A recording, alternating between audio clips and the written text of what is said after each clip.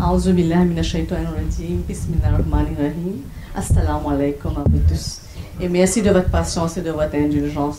Je sais que vous avez faim peut-être, mais là, ce qu'on entend depuis ce matin, je crois, ça ne coupe pas l'appétit, ça va aiguiser l'appétit. Pour faire plus. Bon, sans plus tarder, je vous présente Sœur Hafsa qui vient de l'Afrique du Sud. Bon, elle comprend très peu le français, elle va parler en anglais et je vais traduire. Bon, je vais traduire de l'anglais au français pour vous. Je ne suis pas traductrice. Tout simplement, on est dans une rencontre planétaire. C'est une rencontre planétaire, les gens viennent de 4 coins de la planète. Je vais juste essayer de transmettre ce qu'elle vous dit. I'm going to... You'll start, and then I'll translate to give you the mic. Right? Assalamu alaikum. Bismillahirrahmanirrahim. My name is Hafsa. I'm from South Africa. I was born 54 years ago. Both my parents, my grandparents, my great-grandparents, all are Muslim. In my upbringing, I went to Quran school. I learned to memorize ayahs in the Quran. I teach madrasa, fiqh, hifz. But I was always confused. And I thought it was because of apartheid. Because in South Africa, as you look at me, you can see I'm black. But in my country, they say I'm not black. They say I'm colored. And we were not... Je lui ai dit de ne pas oublier, je dois traduire, il ne faut pas qu'elle parle trop longtemps, je vais oublier ce qu'elle a dit. Donc elle dit qu'elle est née il y a 54 ans de cela, donc en Afrique du Sud. Elle est bien sûr de famille musulmane, traditionnelle, entre guillemets. On a parlé beaucoup de l'islam, de ce différents types d'islam et qu'est-ce que nous vivons en tant que filles, femmes, musulmanes et musulmans. Et elle croyait toujours, elle pensait toujours qu'il y avait quelque chose qui lui manquait. Et elle attribuait ce manque, ce quelque chose, ce petit plus qu'elle recherchait, à la situation politique dans son pays qui était l'apartheid. I didn't know that I was looking for the truth. But I thought it was because of apartheid. Only later I find out it was not. Alors elle cherchait une enquête de la vérité. Elle pensait qu'elle n'arrivait pas à trouver cette vérité dont elle cherchait à cause de l'apartheid. Mais c'est que bien après qu'elle a su pourquoi. When I was 27, my family wanted me to get married. I ran away, I went to Toronto in Canada. Oh, really? Donc elle avait 27 ans, sa famille bien sûr, comme toute famille qui se respecte, veut que sa fille se marie, voulait la marier. Alors elle s'est sauvée. Elle est allée à Toronto, au Canada. I didn't know that. Enfin, je ne savais pas ça. Hein? I told them I'm looking for the truth and I don't know who I am. If I marry, I have to have children. How do I explain to my children who I am? Alors, elle disait qu'elle cherche la vérité, mais si elle se marie, elle aura des enfants. Elle est en train de se chercher elle-même. Mais comment elle va expliquer à ses enfants qui elle est vraiment? Mandela came out of prison. He came to America. I went to meet him in Queen's Park. Mandela? Yes. Ah, d'accord. Alors, elle est allée rencontrer Nelson Mandela à Queen's Park. Et tu as eu la chance de rencontrer. You met him? Yes. Oh, that's good. He told me go home. I listened to him. I went back home. Alors, Nelson Mandela lui a dit de retourner à la maison. Elle a écouté, elle a obéi, elle est retournée en Afrique du Sud. So you were in Toronto, Canada, where you met Nelson Mandela. Yes. Alors, elle a rencontré Nelson Mandela au Canada, qui lui a dit de retourner en Afrique du Sud. Ben, ça en dit long, ça. When I came back home, I was now 29 years old. My family still looked for me for a husband. I jump on a bus. I drive for 24 hours to Pretoria. How old were you? 29. Donc, elle avait 29 ans. Elle est retournée, bien entendu. Là, la famille a voulu la marier de nouveau. Elle s'est sauvée. Elle a pris un bus. You went where? Elle est allée à Pretoria. C'est un globe-trotter, celle-là, hein? Every Friday, I pray in a mosque, asking Allah to show me what it is that is missing in my life that I'm looking for, because I have a good education, I don't have problem with money, I have everything I want in life, but I'm not happy. Alors, tout le jour, elle priait à la mosquée ou chez elle pour demander à Allah subhanahu wa ta'ala. Mais elle avait tout. Elle manquait rien, de l'argent, elle avait l'éducation, elle avait ses parents. Mais elle ressentait ce manque. Elle ne savait pas quoi elle cherchait. Elle cherchait la vérité, mais n'arrivait pas à trouver. I make friends very quickly. So I saw every Friday all my friends stand by a man, Abdul Rashid. They like him so much because he tell them about Islam and he love Islam. And I thought, this is it. Donc avec ses amis, donc elle rencontrait d'autres personnes. C'est là qu'elle a rencontré son futur époux, Rashid. Alors lui, il est très versé en islam. Alors you're admiring him, your husband. Donc elle admirait beaucoup et c'est comme ça qu'elle a rencontré son futur époux, Rashid. He proposed to me, he went to my family, asked permission, we got married. I didn't know him, I only know he loves Allah. I thought so.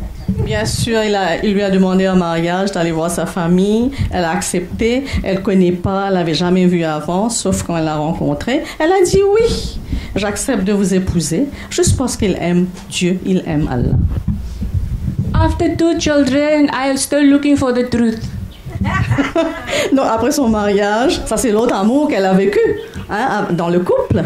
Alors elle a eu 2 enfants, mais elle recherchait toujours la vérité. Donc c'était pas cet amour-là alors.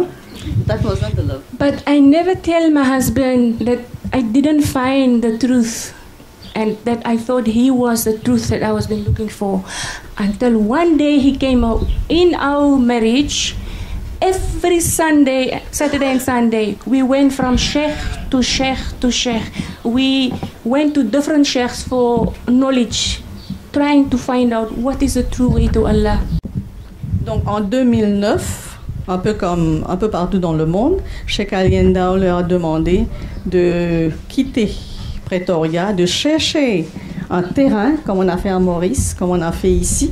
Elle a quitté la ville pour aller dans la brousse. Et ça, c'est vraiment la brousse, parce que j'ai été témoin lors de notre visite en Afrique du Sud, quand il n'y avait rien sur ce terrain-là. Et comme c'était loin de Pretoria, et c'était pas accessible, assez difficile, et un endroit où il ferait peur de commencer quelque chose. Et pourtant, cette dame a eu le courage de commencer, et elle va vous expliquer. Et puis les photos, je crois, en parlent plus qu'on peut dire, ce qu'elle a pu faire sur ce terrain. Seule, je dirais. For 17 years, I was in the Daira, but I never understood really what it is that the Sheikh wanted us to do until he told us that you have to transform ourselves in the being of Allah through the teachings of Sheikh Ahmadou Bamba. Alors, pendant 17 ans, les enseignements du Cheikh, comme ça nous arrive quelquefois, c'est tellement puissant que ça nous passe par la tête. C'est ce qui lui est arrivé. Jusqu'à ce que le Cheikh, elle a compris ce que le Cheikh lui a dit, que vous devez faire quelque chose pour transformer votre propre être. Et c'est de là que va s'opérer le changement qu'il faut. 90% of the men in the Daira, 90% of the Murids in the Daira are men.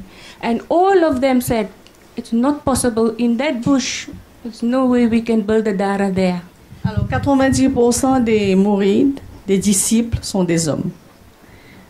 Il n'y a pas un seul qui lui a dit que ça y est, va à Morolelo et c'est bon, tu pourras faire quelque chose là-bas. Ils l'ont découragé, ils l'ont même dit, tu pourras rien faire, n'y pense même pas. Myself went through a very big shock. A shock till today I talk to many people about. Alors, elle-même, elle est passée de choc en choc avant de pouvoir faire quelque chose là-bas. Et elle va nous raconter, étape par étape, par quelles circonstances, quelle épreuve elle a dû subir pour pouvoir faire ce qu'elle a pu maintenant. In Islam, we are taught to follow. This is the way, just to follow. When the Imam lift up his hand and say, Allahu Akbar, you follow, you do after him, not before. Alors, on sait très bien qu'en islam, on nous apprend dès notre jeune âge, surtout pour les filles, que vous devez suivre. Enfin, c'est valable pour les hommes aussi, bien entendu, mais surtout la femme doit suivre.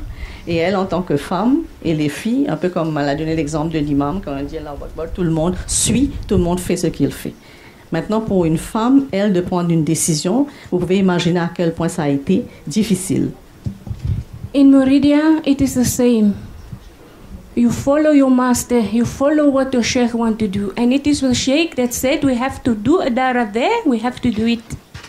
Donc, dans la Mouridia aussi, à Khidmat al-Khadim International Sufi School of Cheikh Ahmadou Bamba, quand le cheikh vous dit de faire quelque chose, vous n'avez qu'à le faire sans poser de questions. Ce n'est pas toujours évident, mais sans poser de questions. Alors, c'est ce que Hafsa a fait. I have never been in a black township in my life. In apartheid time, we have to get permit from the police to go in a black township. And the sheikh wanted in a black township. And in this township, they kill, they rob, they steal, right there where the sheikh wants us to build the dara. This was my shock. Alors, son premier choc, c'était ce que le cheikh nous demande de faire, il fait lui-même. Elle n'a jamais été dans un quartier noir en Afrique du Sud. It was Soweto when we went in Morolelo, etc. Jamais elle n'a été dans un quartier chaud où il y a des vols, des viols, des crimes. Mais quand le cheikh lui a dit, on a eu ce terrain avec le gouvernement, le cheikh lui a dit de partir là-bas, de commencer quelque chose. Elle l'a fait malgré tous les dangers dont elle était très très consciente. When I tell my husband we have to build a dara in the bush, he tell me no, they're going to kill you. Quand elle a dit à son époux Rachid, bon, on va construire, on aura une assise territoriale à Morolelo, on va construire un bâtiment là-bas, c'est dans la brousse. Il dit non, non, non, non, non, ne partez pas, c'est sûr qu'on va te tuer, c'est sûr et certain. And it is true, they kill people there. We all are witness to this. Many Murids came, I tell them, let's start. They say, no, no, we don't want to be killed. You can go get killed. Alors, il y a d'autres mourides, d'autres disciples en Afrique du Sud, bien entendu. Il n'y a pas que Hafsa. Quand elle a proposé aux autres de venir donner un coup de main, tout le monde ensemble, on met la main à la pâte, on va faire quelque chose là-bas. Il dit non, non, ça c'est un endroit, si vous y allez, vous êtes sûr d'être tué, vous allez être tué. Mais si vous voulez mourir, bien allez-y. C'est sûr qu'on va vous tuer. Because I was very dedicated to Sheikh Ali, to what he teach us as my master, I understood very well that Allah says, Allah explained to us what is love in the Quran. Allah show us how Abu Bakr loved Rasulullah sallallahu alaihi wasallam, and Allah showed us through Nabi Ibrahim alayhi salam how he gave his son to Allah. So if you love Muridia, if you love Sheikh Ahmadou Bamba, even if the dara is in the bush where they want to kill you, you will build it. Alors ça c'est très très fort, hein? Ça c'est très fort. Alors, j'ai tellement aimé que j'ai oublié la première partie. Donc Hafsa disait que les enseignements de Cheikh Ali Ndao sont tellement puissants, tellement profonds, que quand elle a reçu, enfin c'est pas l'ordre, c'est ni une contrainte, l'amour qu'elle porte pour se mettre, quand elle lui a demandé d'aller à Morolelo pour le faire, elle n'y a pas pensé deux fois. Elle est allée, elle a exécuté, elle a fait ce qu'il fallait faire. Mais elle avait dit quelque chose de très intéressant là, que j'ai oublié. Voilà. Oui. Ouais. Alors il y a l'amour. Oui. Donc Dieu parle de l'amour dans le Coran à travers les prophètes, à travers toutes les prophéties aussi. Et c'est cette. Voilà. Et c'est cet amour-là même qui l'a propulsée, qui l'a motivée, qui l'a aidée. Elle a surmonté ses peurs, ses craintes pour faire ce qu'on a pu faire là-bas. Et elle dit, si vous avez à le faire, ne pensez pas deux fois. Ça, c'est son conseil à tout le monde. I went every Saturday and Sunday. I went to the bush. I hire people. We dig up the land and we build 2 rooms and a bathroom. Alors, elle allait chaque week-end, chaque samedi. Et pour aller nettoyer, travailler, elle a loué les services de 2 personnes pour l'aider. Deux personnes, non? Et puis elle a construit 2 chambres, bien sûr, parce que là-bas c'est un grand terrain, il n'y a pas d'arbres, il n'y a pas d'ombre, j'ai vu. c'était aride, il n'y avait rien du tout. Donc, quand même, pour avoir un lieu où elle puisse se protéger si jamais il pleut et avec le soleil. Donc, elle a construit 2 chambres, 2 petites chambres, mais qui est devenue maintenant une dara magnifique, hein, comme vous pourrez voir tout à l'heure sur la bannière. I told the Murids the Dara cannot be alone. Somebody must stay there. They tell me I'm crazy.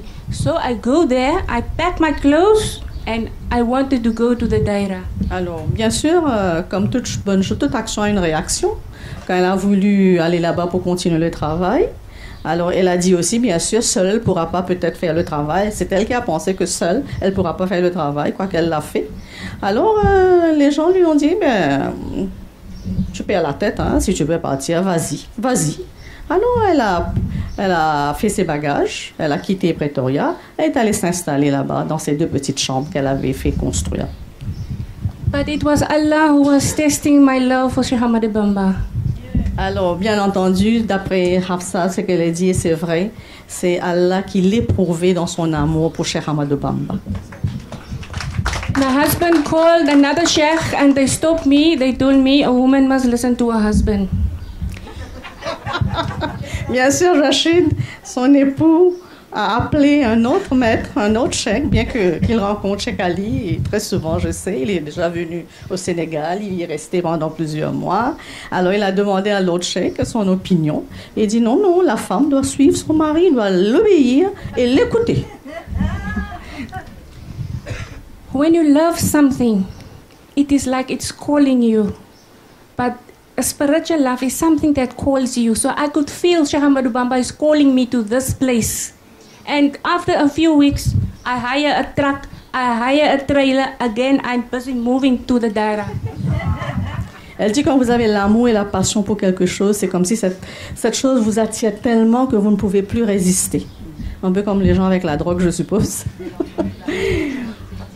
Mais là, son amour pour le maître et pour le travail qu'elle lui a demandé de faire était tellement fort, tellement puissant. Ça l'attirait tellement. C'est comme si Cheikh Ahmadou Bamba même lui demandait de venir là-bas et s'installer et faire quelque chose pour le rayonnement de International Sufi School. One of the Murids who lived close by is a diplomat. He was a diplomat in Senegal also. Yes, Ibrahim. He came. He called my son-in-law, my children, many Murids to tell them how crazy I am and to pack all my things, take it off the trailer and put it back in the house the second time. But this time I tell my husband, I'm choosing. I choose my love for my Sheikh and I choose the way of Sheikh Ahmadou Bamba. If you don't want me to go, I give you permission to marry another woman. You marry a woman, you stay with her, I go. Elle avait un ami qui venait rencontrer Cheikh Ali, un mouride, un diplomate qu'on a rencontré, qui fréquentait la maison de Hafsa et de Rachid très souvent. Quand il a appris que Hafsa a décidé d'aller sur le terrain pour pouvoir continuer le travail et faire le travail qu'il faut, alors c'est lui maintenant qui a pris tous les bagages, qui a mis dans la voiture. Hein, il s'est concerté avec les autres, hein, pour comploter, pour l'obliger, pour la forcer de retourner à Pretoria, mettre les bagages dans la voiture et dire que tu dois retourner chez toi. Et là, bien sûr, c'est son époux qui a demandé l'avis des autres, de son ami. Là, elle dit, eh bien, écoute, mon amour pour le cheikh est tellement fort. Et même si tu veux me quitter, aller épouser une autre femme, ben tu le fais. Moi, je te donne la permission, moi je vais faire le travail que j'ai à faire.